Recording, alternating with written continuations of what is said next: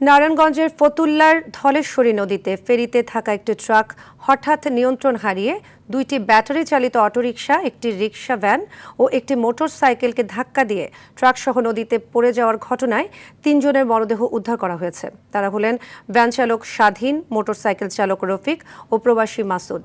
গেল রাত ১০টায় জেলার বক্তাবলী এলাকায় এ ঘটনা ঘটে। পুলিশ জানায়, বক্তাবলী ঘাট থেকে ছেড়ে আসা একটি ফেরি নরসিংহপুর ঘাটের দিকে যাচ্ছিল। মাঝ নদীতে অবস্থানকালে হঠাৎ একটি ট্রাক চলতে শুরু করলে নিয়ন্ত্রণ হারিয়ে সামনে থাকা ব্যাটারি চালিত অটোরিকশা, মোটরসাইকেল ও রিকশা ভ্যানকে ধাক্কা দেয়।